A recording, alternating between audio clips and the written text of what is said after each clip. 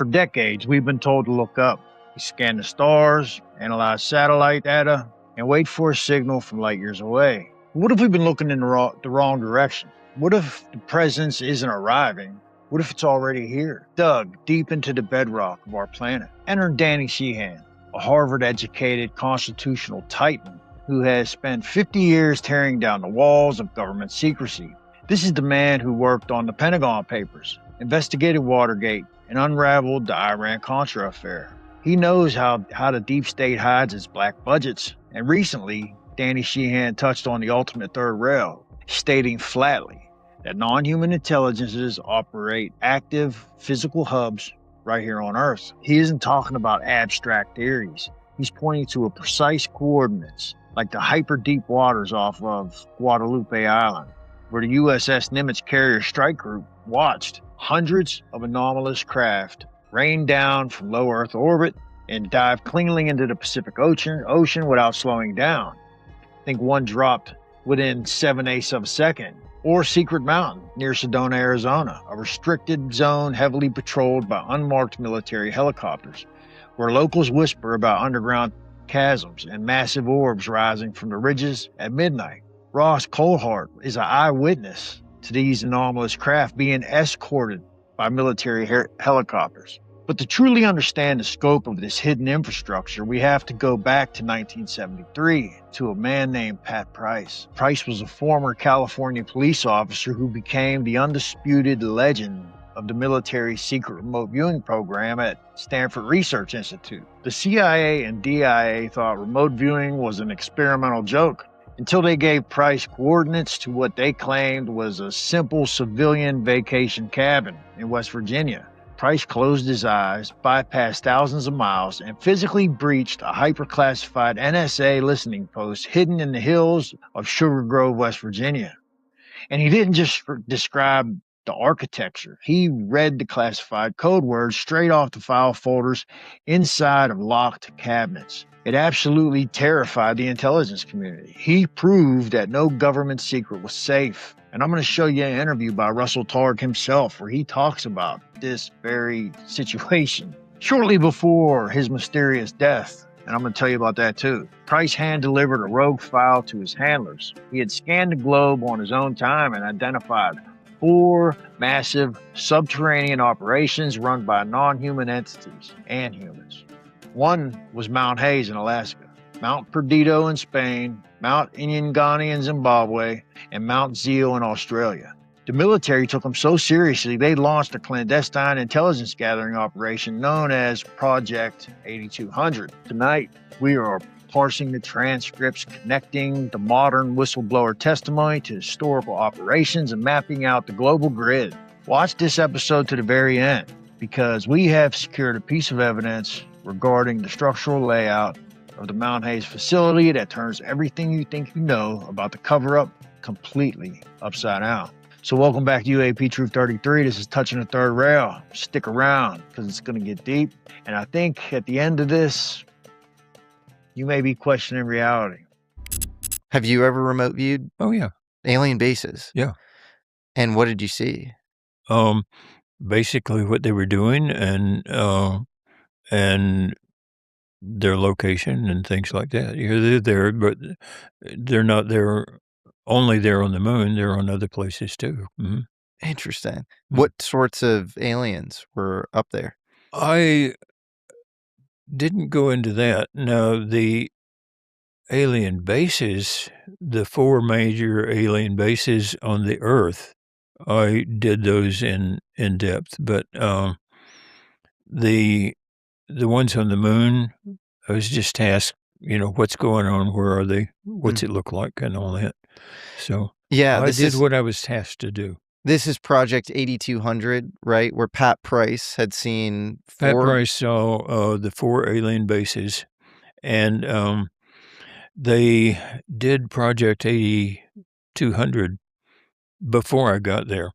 However, after I got there, Skip Atwater was having us do those sort of to keep track of what's going on at those as time goes on.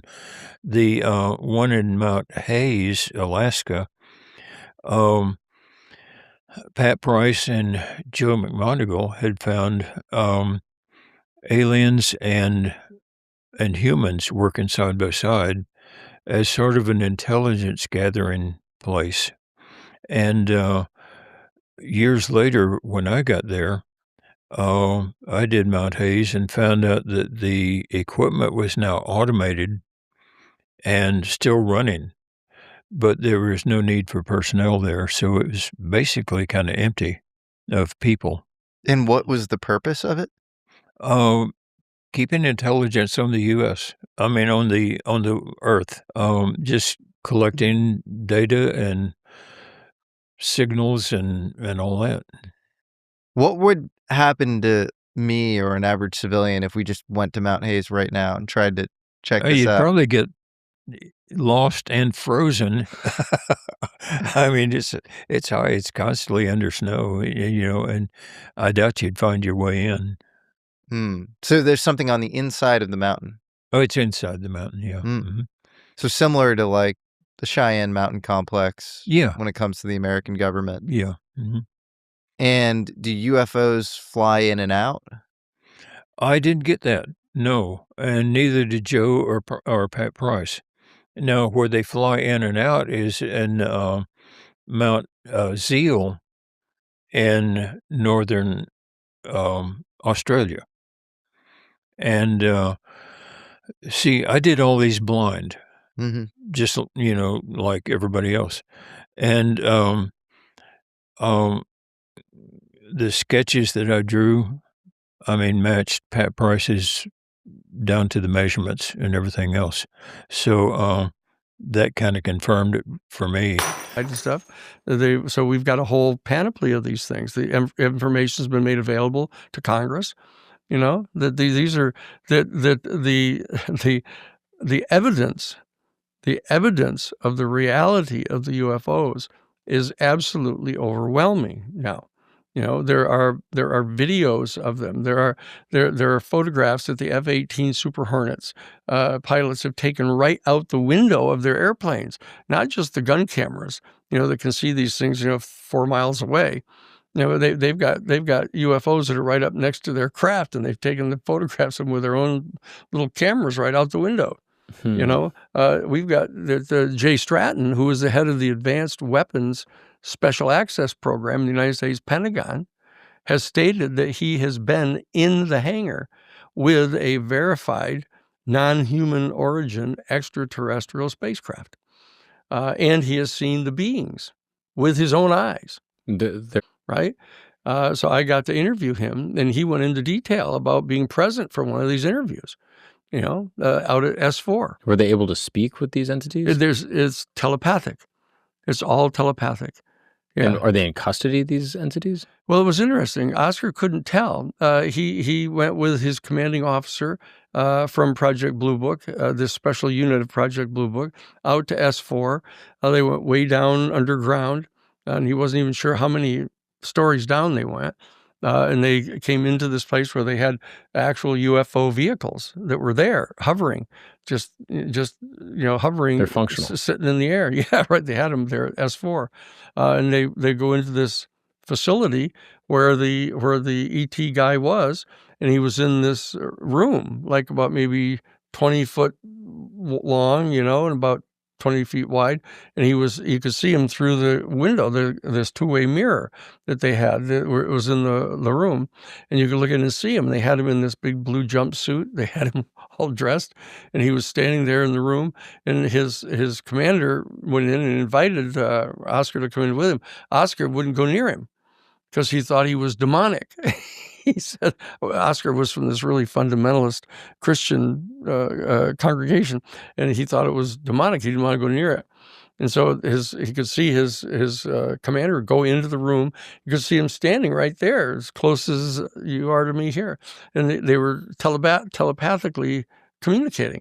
Before we look at the coordinates of these active hubs, we have to look at the man bringing them to light. And if you think this is wild speculation, you don't know Danny Sheehan. This is a Harvard-educated legal powerhouse. When the Nixon administration tried to bury the truth about the Vietnam War, Sheehan was there representing the New York Times to secure the release of the Pentagon Papers. When corporate negligence threatened nuclear whistleblowers, he won the landmark Karen Silkwood case. He is an expert at extracting hidden truths from hostile institutions. So when Danny Sheehan speaks about underground bases, we aren't listening to a theorist. We are listening to a world-class investigator who builds cases based on evidence. And this story gets a little crazier because, well, I know you guys remember the Nimitz incident. Look, I know it's old news, but we have to cover this. We have to talk about it. So let's start with the date that backs up his most jarring claim. And he's an underwater UAP monitoring hub off of Guadelupe Island. Years before Commander David Fravor ever laid eyes on the famous Tic Tac craft in 2004, the advanced Aegis radar systems on the USS Princeton were picking up anomalies. And Senior Chief Radar Operator Kevin Day tracked these objects for 2 full weeks leading up to the historic encounter. Day openly stated that they were literally raining from outer space, dropping from above 80,000 feet down to sea level in a matter of seconds, hovering and then moving out. And where did those tracks consistently lead? They drifted south and vanished right into the deep, isolated volcanic waters surrounding Guadalupe Island. And Sheehan states plainly that this location is an active non-human infrastructure, and it's monitoring our military's movements. But there's bigger revelations than that. In an interview that Danny Sheehan recently did, he made some crazy claims. But the bottom line is the church knows that it has to start mobilizing right away to start preparing people for what's getting ready to come. And that's happening now. There's huge activities going on now. Lots more. You know, they deployed an entire carrier group down off. A carrier group? Yeah. The Nimitz carrier group. They deployed it down off the Baja to monitor the site down there. There's an underwater base for sure, right off Guadalupe Island, down underneath the sea. Can we Google Guadalupe Island so we can see that? Yeah, there's a specific spot. You said this has to do with the church? No, what I'm saying is that there are things happening now. There's such rapid developments that are going on now that they now know that there is this location right off Guadalupe Island, Guadalupe Island. Yeah, down to, there's Baja. One of those. It's which one is Guadalupe? The little thing right there. Yeah, that thing. Yeah, that would be it. Got it. Okay, so is that Guadalupe Island? Yeah, that's the one. Guadalupe. Right off that island, right there, beneath the sea. They deployed the entire the Nimitz carrier. That's David group. Fravor's. Yep. Right. And they monitored over 100 sightings of UFOs coming and going down into the ocean right there and going down to the bottom of the ocean. And they were monitored by the submarines. That's right. Monitored by the submarines underneath the water coming and going, so that there's virtually certainly a base there. And that there's another base outside of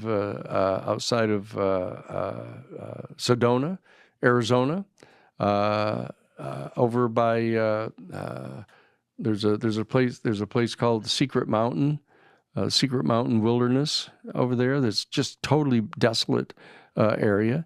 There's a base there where where the craft are, and so that there's a number of them high in the mountains and remote areas of the planet, and that they're here now, and that they're extraordinarily distressed. You can tell about the state of affairs right now of humanity. Yes. Do you think that some of them possibly could be something else? And to be specific on that, I'm not saying all of them, but that some of them could be some form of advanced 40 to 60 years ahead DARPA weaponry or something like that we aren't aware of, meaning like this one outside Guadalupe, if they're going into the water right there, so close to this island where we have carrier ships and stuff like that, on something like that, more than like, say, a Sedona, Arizona example, I more think something like this at Guadalupe could involve weaponry as opposed to actual alien UFOs, if you will. You think that's possible? No, if you phrase it that way, is it conceivable? There's a lot of things that are conceivable, but that's not how you really conduct an investigation. What you do is you work from probability projections, and you work out from that. That it's quite clear to me that facility off Guadelupe is in fact a base, an extraterrestrial base. Because the way that the carrier group has been acting, that they dig in and monitor that thing and monitor it under the water and keep track of it and keep records of what's going on, that would not be being done with one of our own weapon systems. But the one in Sedona, on the other hand, there's U.S. military personnel all around that place, and there's helicopters. They're Apache helicopters and others that are disposed, and they accompany the coming and going of these big triangles that fly in and out of there. And that they're witnesses that we've interviewed that say that there are tall whites or tall grays there, along with what they call the Mantis people. Mantis people. The Mantis people are huge, 7 feet tall, extraordinarily skinny, thin, kind of bowed over people. They remind people of praying mantises. That this particular species, like Sean Bradley, no, not that bad. No, some people refer to these people as insectoids. Insectoids. Yeah, it's kind of a pejorative of them, but they remind people of praying mantises, and whenever they're seen with tall grays or the short grays or the reptilians at all, they seem to be in charge. They're constantly giving telepathic commands of how do they deploy, etc. And when have they been seen? That they've been seen there in that Sedona base. But for example. Let's see here. We're in 2024 now. It was probably 2018 or so, and 2017. That Melinda Leslie is one of the witnesses who has seen them. Who's she? She's a person who's an abductee that was taken into custody by them in a MILABS operation. A MILABS operation. It was a military operation, masking as an abduction. Stephen Greer has talked about that. Because the cover-up goes deeper than the underwater monitoring stations. It climbs right into the human-run underground facilities. Sheehan has spent decades gathering testimony from insiders who breached the interior of S4, the ultra-secret subterranean labs buried near Groom Lake, and he corroborated the accounts of Colonel Philip Corso, the high-ranking military intelligence officer who claimed to have personally witnessed preserved biological remains recovered from the 1947 Roswell crash. But Sheehan took it a step further, securing a stunning deathbed confession from a man named Oscar Wolf, a former Project Blue Book clerk. And Wolf claimed under oath to Sheehan that while stationed deep inside the human-run corridors of S4, he didn't just see a craft, he witnessed his commanding officer actively conducting telepathic communication sessions with a living non-human entity kept deep within the base, a human facility built to interface with an intelligence completely foreign to our world. And then the guy didn't even want to interact. He didn't want to go near the being. He said that he thought it was demonic, and then Philip Corso, he also made an 8mm film for his grandkids about this interaction that he had with a ET entity, whenever he was on his lunch break at a base. And you'll see that clip also. And I guess this 8mm film, somehow George Knapp got a hold of it and turned it over to Danny Sheehan.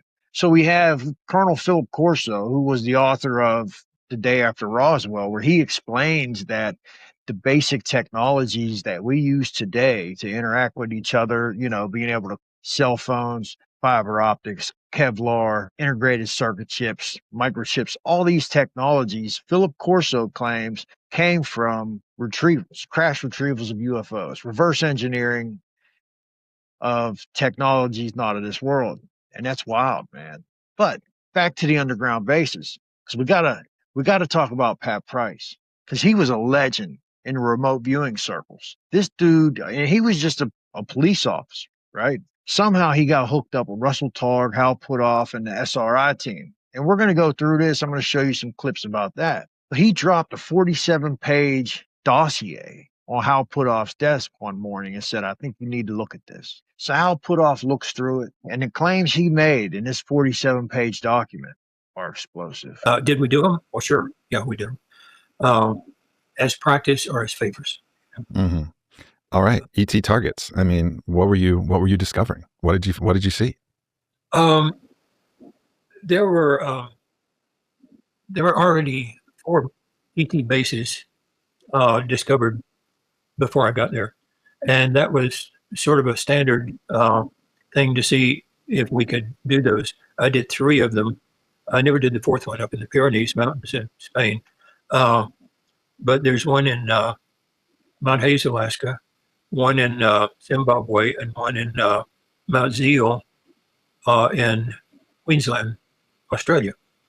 And so I did those, and come to find out, my sketches, my findings, everything else were exactly, measurably the same as had been found almost 15 years before that by one of the best remote viewers ever, in Pat Price. Yeah. All right, so these are bases that are built by ETs or built by humans to research and, reverse engineer technologies, et cetera. There were humans working there, but I don't think those humans were from the Earth.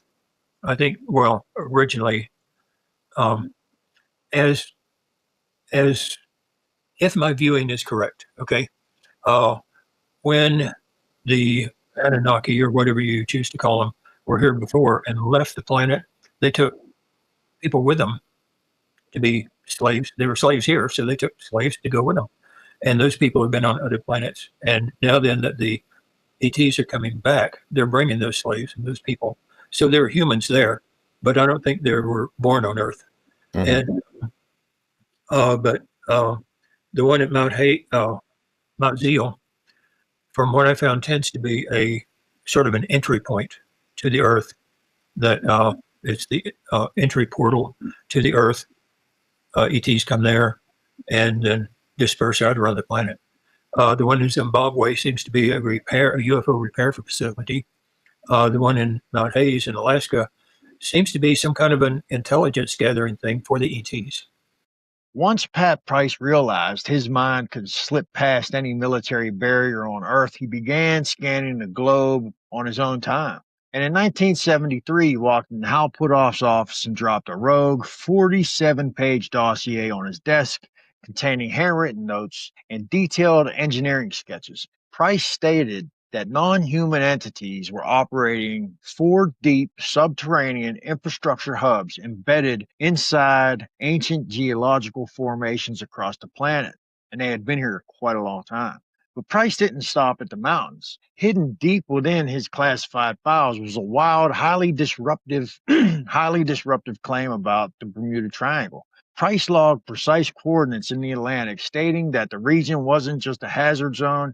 It functioned as an active, deep ocean, underwater electromagnetic relay station. He described it as a massive transit grid where anomalous crafts manipulate localized gravity and magnetic fields to slip into our atmosphere completely undetected, relaying telemetry data directly back to the primary base hidden deep inside Mount Hayes, Alaska. Mount motherfucking Hayes. The military took these notes so seriously that they quietly launched Project 8200 to verify every single coordinate that he provided. When you possess the ability to look inside any lock safe, any nuclear site, any alien base on Earth, you become the most dangerous asset alive. And man, this happens all the time. And in July 1975, Pat Price's clock ran out. After flying out to Washington, D.C. for a highly sensitive closed-door briefings with officials from the Office of Naval Intelligence and the NSA, Price traveled to Las Vegas, and he told a close friend he was carrying explosive documents and that if anything happened to him, those files needed to be rushed to Hal Puthoff immediately. While walking through a crowded lobby of the Stardust Hotel, an unknown man abruptly bumped into Price. and with hours, Price fell violently ill, complaining of intense breathing difficulties and severe abdominal cramps. And by 5 a.m., he was convulsing violently in his room. Paramedics were completely unable to revive him. He was pronounced dead of an official heart attack at just 56 years old. No autopsy was performed. His briefcase full of sensitive intelligence files vanished before local authorities or his friends could ever secure it. They closed the book on Pat Price, but his global grid coordinates remain active to this very day. I am in no doubt whatsoever, Jesse, that there is a deep underground military bunker that was built in the 1950s under Secret Mountain. That's what it's called. It's the hilarious thing. It's somebody's secret joke. It's called Secret Mountain. Unbelievable. Near Sedona. It's within 5-7 kilometers of Sedona. And more importantly, there's a place called Secret Canyon where there's allegedly a portal, some kind of interdimensional portal. And I thought all of this was just crazy nonsense. But there are incredibly brave and super, super interesting people, Jeremiah Horstman and his wife, Alexandra, particularly, who live in Sedona, and they've been doing some really clever on-the-ground research. And one of the things we did, a lot of the stuff we got, as so often happens, you can't put it in the story because you can't get these people to go on camera. But there was a number of people who would privately admit that they'd been walking in what is public land, public parkland, and they'd be stopped by men with guns, men in uniform with automatic weapons, clearly highly trained elite soldiers, probably tier 1 operatives from the way they moved. And they would basically order people, go away or we will kill you. No mucking around. And there are sightings, numerous sightings of what we saw. I saw it with my own eyes. I was told that the best time of night is around about 1:30 in the morning. And if you looked at a particular place over Secret Mountain, you would see this big orb being escorted by helicopters rising from behind Secret Mountain. So I was skeptical, but we went out with a local lady, Melinda Leslie, who has some good quality military grade night vision goggles. And we watched at 1:30 in the morning, and sure enough, up comes this beautiful golden orb, gigantic. It pulses, it's plasmatic, it slowly moves off, and the way it moved, you couldn't tell if it's because it got smaller or whether it went so fast that it just disappeared so quickly, but it just disappeared. And they were being escorted by military Black Hawk helicopters, dozens of them. I mean, the helicopter fuel bill alone for the evening that we're watching them must have been somewhere between $50,000 to $100,000. Somebody is paying huge money to operate orbs with no visible means of propulsion over Secret Mountain in Sedona. And it's funny because one of the people told us that if you want to hide something, you hide it in plain sight. And that's the best way to describe what's going on in what I think is happening in Sedona.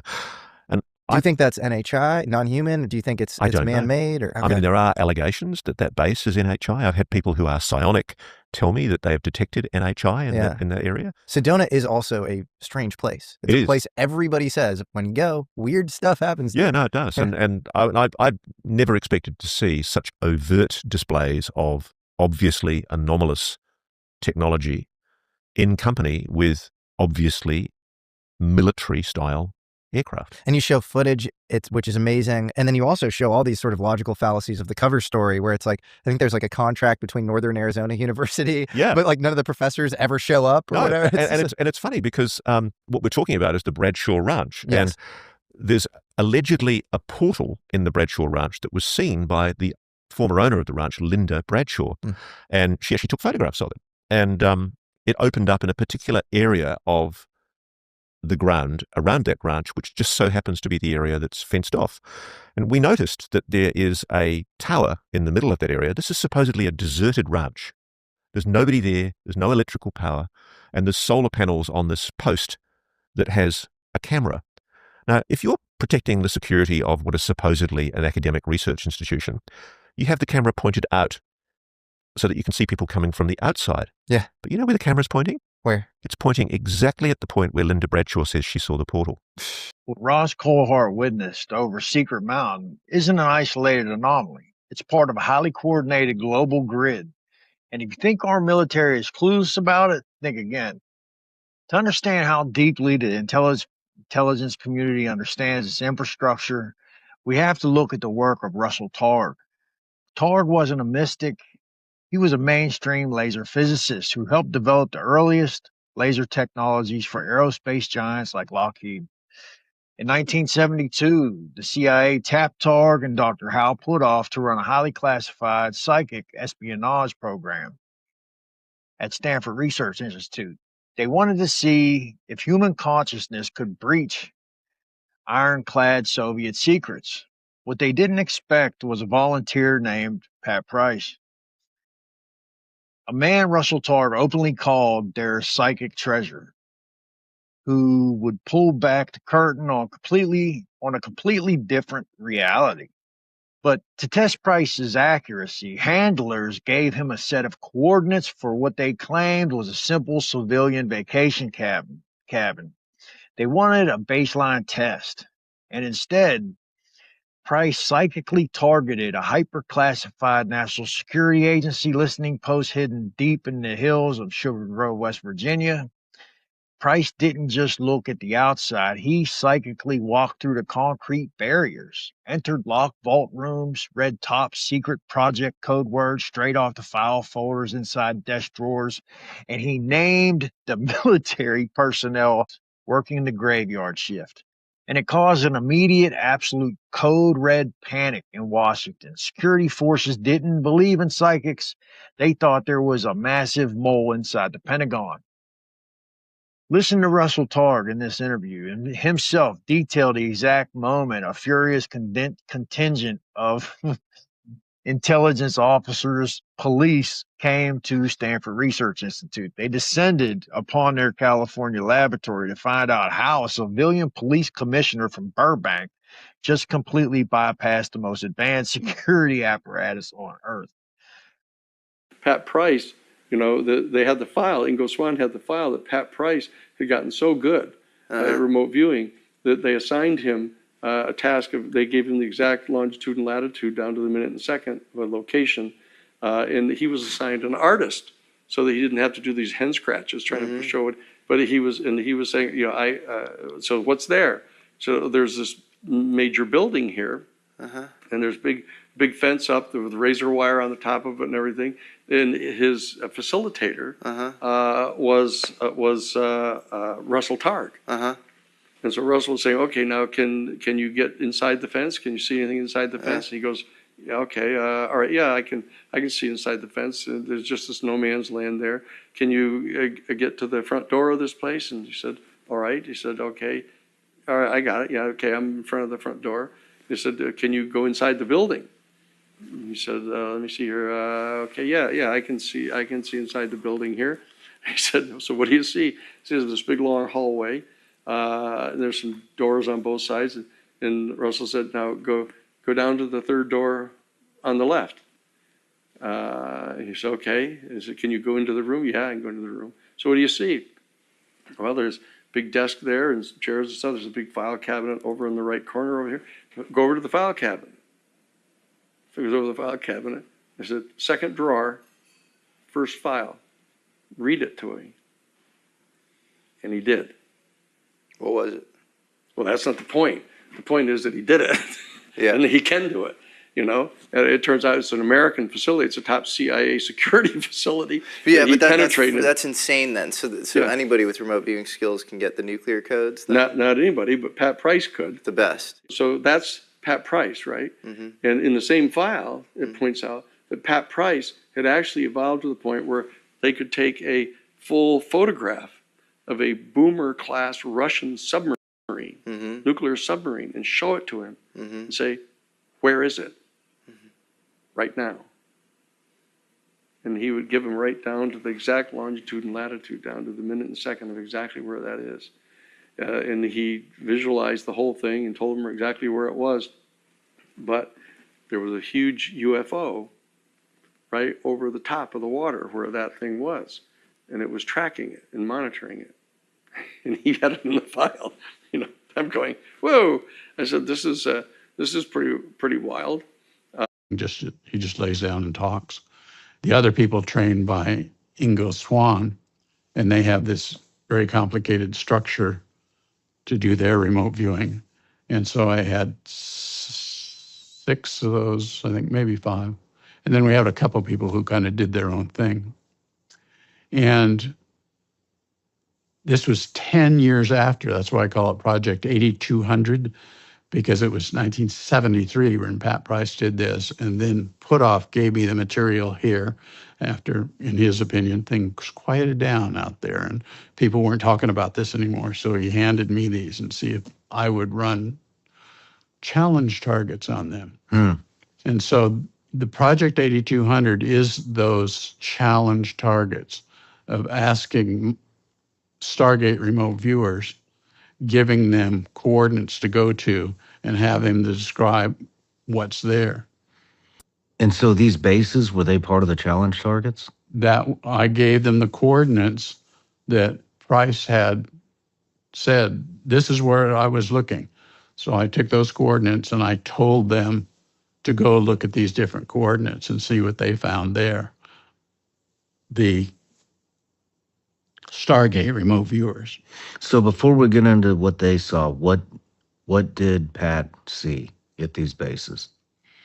He described them as inside areas where 4 different kinds of groups of people who had different duties had inside places, that they were inside these mountains. What do you mean 4 different types of people? Races, genders? What are we talking here? Just different projects that they're on? Yeah, these 4 bases had different stories. I can read them to you what they were. They had different jobs that they did in 4 different bases. And so he would talk about, well, I'm going to go over to Mount Inyangani now, and I'm going to look at Mount Hayes. And so this is another thing that we talked about before.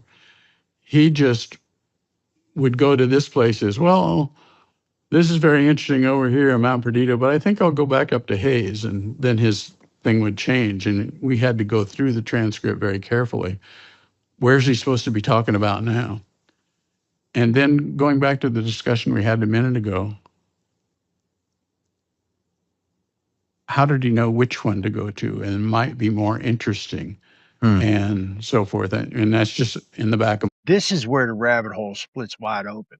When you look past the basic coordinates and read the actual procedural logs from Pat Price's 1973 dossier and the subsequent military remote viewers of Project 8200, people like Mel Riley and Lynn Buchanan, it stops looking like sci-fi and starts looking like industrial infrastructure. They weren't looking at mystical caverns. They were describing highly specialized automated facilities. And when you layer in modern whistleblowers and legal investigators like Danny Sheehan corroborating that humans are working alongside these entities, specifically the towering insectoid mantis-like beings, and a silent proxy war is playing out in our skies, the narrative takes on a whole new level of gravity. Because if this is true, right, and that's it is an if, then we got to pretty much, and this is where it gets back into the nuts and bolts. And I'm always waffling between nuts and bolts, conscious-based, spiritual, interdimensional.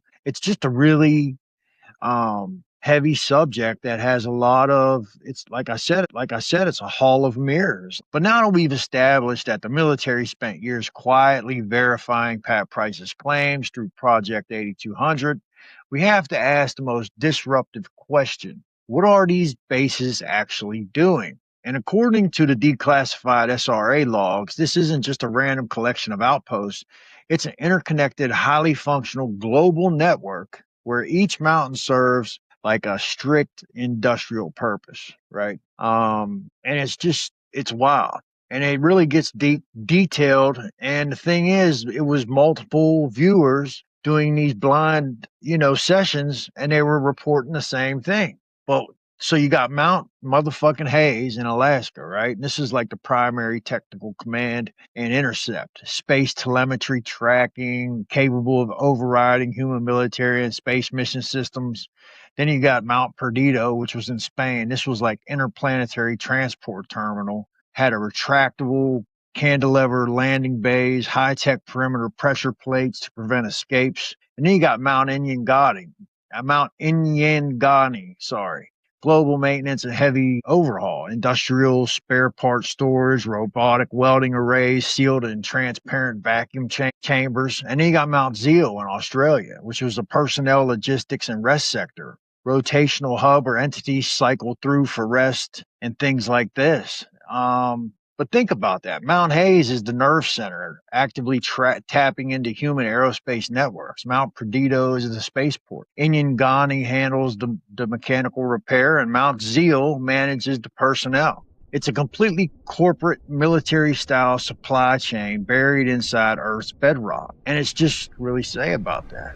But who's running the machinery inside these mountains? And this is where the accounts from legal insiders like Danny Sheehan and legendary military psychics like Lynn Buchanan align into something genuinely terrifying. They don't just report the classic grays. Buchanan and other deep state assets have consistently documented a rigid hierarchy overseen by these tall insectoid mantis-like beings. These entities are described as highly intellectual, deeply telepathic, and completely detached from human emotion. And they aren't alone down there. Sheehan has continuously brought forward testimony indicating that high-level, unacknowledged human personnel operating under deep buried black budgets are actively working alongside these entities inside human-run proxy sectors like S4. We aren't just dealing with an occupation, we're dealing with a select group of human gatekeepers who have traded access for technology. And that's a chilling thought, right? And could this be why disclosure is kind of, it's just crazy, man. You know, it's like they show you a little crack in the door, then they slam it shut. But anyway, don't assume this hidden network is a unified front. If you look closely at Pat Price's original 1973 logs, what he uncovered was like this massive fault line in the cover-up, right? And Price, like he explicitly explained, he reported that a dissident faction had broken away from the primary governing authority of these entities. This rogue group arrived on Earth, embedding themselves into the atmospheric traffic of the main network.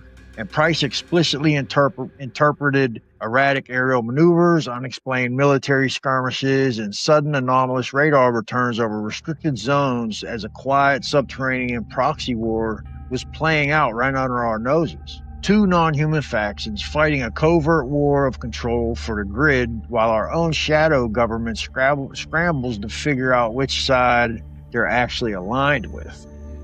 And that's crazy. As we examine the complex infrastructure inside these bases, we have to address the darkest corner of this entire investigation, and that's the human element. We aren't just talking about passive alien outposts completely isolated from humanity. Whistleblowers, inside transcripts, and tactical remote viewers have long pointed to a deep, unacknowledged human military presence operating within these exact same deep subterranean military complexes. And this brings us straight into the terrifying matrix of MILABS, military abductions, and deeply buried black budget programs where rogue human factions are reported to not only be reverse engineering this tech, but actively colluding and at times clashing with these non-human entities. They have built an entirely separate breakaway infrastructure right under our feet, keeping the public completely blind to the fact that human footprints are already staining the corridors of these human bases. And it reminds me, remember Phil Schneider? He was the guy, he said that, you know, he got into a gunfight with aliens when he was digging an underground base. But that's for another episode. But the blindness is becoming impossible to maintain, right? Right now, elements of our own naval carrier strike groups, the modern descendants of the original USS Nimitz fleet, are quietly keeping their most advanced sensor arrays locked on the volcanic waters surrounding Guadelupe Island. According to Danny Sheehan's latest high-level briefings, the subterranean and undersea activity at this specific hub isn't slowing down, it is rapidly increasing. Anomalous objects are dropping from the upper atmosphere and diving into the ocean at a staggering rate, and the shadow intelligence community knows exactly why. These beings aren't just casually observing our oceans. Sheehan states they are deeply, actively concerned with what is unfolding on the surface, our escalating conflicts, our volatile geopolitical standoffs, and above all, our volatile relationship with nuclear energy and atomic weapons. And it's drawing them out. Every time humanity steps closer to the brink of nuclear escalation, the traffic around these bases spikes. We are being watched by an intelligence that recognizes we are playing with matches on top of a planetary powder keg. I mean, they look at us like kids playing with matches. It's insane. So how do we wrap our heads around this, right? If the heavy blast doors of these installations were thrown wide open tomorrow, human society would plunge headfirst into an absolute ontological shock. The total violent shattering of everything we believe about reality, religion, science, and our place in the cosmos. We would have to accept that we are not the apex intelligence on our own freaking planet. We would have to face the fact that our governments have lied to us for nearly a century to protect corporate contracts and weaponized black budgets. It instantly reshapes everything from global economics to the very fabric of human philosophy. It forces us to realize that history isn't what we were taught in school. It's a reality so massive, it doesn't just push the envelope, it completely incinerates the entire fucking paradigm. The evidence is carved into the mountains, hidden in the deep trenches of the Pacific and around Puerto Rico, by the way, and logged in the declassified archives of our nation's top psychic spies. The infrastructure is real, the entities are active, and the clock is ticking. If you want to keep tracking the truth that they are desperate to hide, make sure you smash that subscribe button, hit the like button, to bypass this algorithm because I think I'm being banned. And drop your thoughts on this global grid in the comments below. Thanks for tuning in to UAP Truth 33. Keep your eyes open, stay skeptical, and never be afraid to look at what's hidden because we're going to keep touching the third rail, man. I don't care what they do. We're getting there. I recently got accepted to the YouTube Partnership Program. You can become a member of the channel and unlock access to early views you can get views of things that aren't released. I have footage and pictures. There's a Discord you can join. And I'm going to be doing an interview with a friend of mine about an experience that we shared when we saw some anomalous things in the sky. And I'll show you guys the footage of that. I'll do the interview. You can hear me and my friend talking about that night. And you can hear him in the background of the footage of this weird shape-shifting, I don't even know what it was, man. It had a hole in the center of it. So it was almost like a toroidal type thing, you know what I mean? And anyway, there's other photos that are pretty crazy from the same object, but it was still shots. And each picture, it looked different. It was like a different, but there's one picture where it actually looks like a structured craft. So you're going to want to become a member, man. It's price of a cup of coffee. And, I'm going to be doing some live streams and, the other perks for membership is, you can interact with me and, we'll be doing like group chats and hanging out and just kicking it, man, just having a good time talking about, this crazy world we live in. But I want to say thank you to everybody. I love you guys, man. And if it wasn't for you, this wouldn't be possible. Of course, I put in a lot of work. I've been doing this consistently, staying dedicated. And yes, some of these videos, if you go back in the past, some of them are kind of hard to watch. I cringe when I watch them. So I understand, but listen, I'm doing the best I can with what I have. Every day I'm improving. I'm trying to get better for you guys because I want to entertain you. I want to educate you. And I want us to break free from this construct that Matthew Brown talks of, this carefully crafted false reality that we're locked in.